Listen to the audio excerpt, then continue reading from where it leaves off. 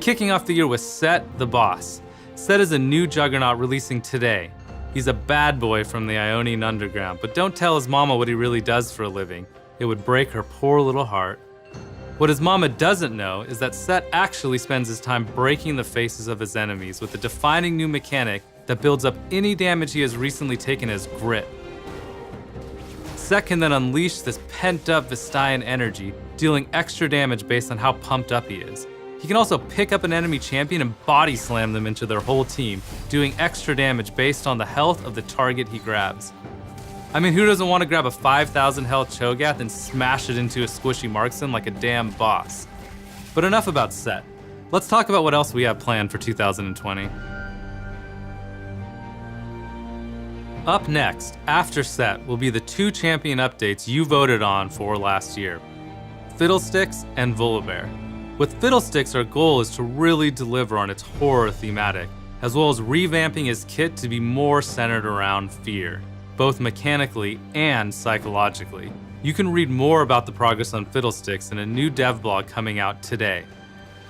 Now let's talk a bit about Volibear. After the last roadmap, many players thought the latest Volibear concept was cool, but not as exciting as Fiddlesticks. So we took that feedback and we worked on him more, beefing him up a bit and making him even more savage. We also saw that some players were disappointed that we didn't take Volibear in a more eldritch horror direction he has been portrayed as in some of our recent lore. While we thought that direction was interesting, and it definitely excited some of us on the team as well, we ultimately felt it didn't stay true enough to live Volibear. So here's what we're gonna do. We're gonna take the demonic concept of Volibear across the finish line and make a kind of eldritch horror themed Volibear skin. And when Volibear's VGU launches, we're gonna give it to anyone who owns Volibear already or picks him up during his launch patch for free. After that, it'll join his collection as a regular purchasable skin. This isn't something we plan on doing for future VGUs, but in this case, we felt like it was the right decision. We'll have more to share in a dev blog later this year that'll really deep dive into Volibear's production. One last thing on the topic of VGUs. We are planning to do another champion update poll where we let players decide on the champion we will update in 2021. Keep an eye out for the vote later this year. After the Voli and Fiddle updates, we will primarily be focused on new champions for the rest of 2020. We've tried a few new tactics with champions over the last couple years.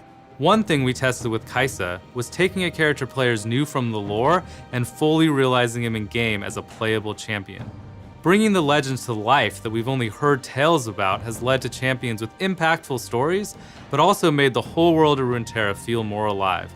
Since we felt it went well with Kaisa, we started working on bringing Senna out of the Lantern for League's 10-year anniversary. We have heard loud and clear that you all want more of this, accompanied by exciting new stories that drive the world of Runeterra forward. So expect to see another familiar face hit the Rift later this year. Another tactic we tried in 2019 was tying all new champions to big events like Lunar Revel, Battle Academia, Arcade, True Damage, and lastly, Aphelios and Night and Dawn. A big part of events is having something new for players to experience. Outside of game modes, champions are one of the biggest gameplay experiences we release, so adding them to events made a ton of sense. This is something we're going to continue to do in 2020, as we feel that grouping a lot of content together creates bigger and more memorable moments throughout the year. On the topic of events, Champions team has been hard at work on 2 champions that will be part of a big event this summer. The event will blossom with a new jungler to fawn over, followed by a masked champion who refuses to die. We know it's been a while since we dreamed up a new jungler, but we were split on what we wanted to make. Early on, we didn't know if we wanted the champion to be a teamfight-focused bruiser or an agile, prancing assassin. It felt like every 5 minutes we went back and forth. So did we shy away from the decision or meet it head on? You'll have to wait until the summer festival to find out. And as for the masked stranger, well, some demons should remain in our past. Apart from those 2 summer releases and Set, we still have a few more champs up our sleeves for 2020, but you'll have to wait until later in the year for details on them. One last thing before I go. Some of you might have shown Set that you're worthy to fight in his arena. Over the last month, players who consistently got first blood in their games received a unique but mysterious invitation.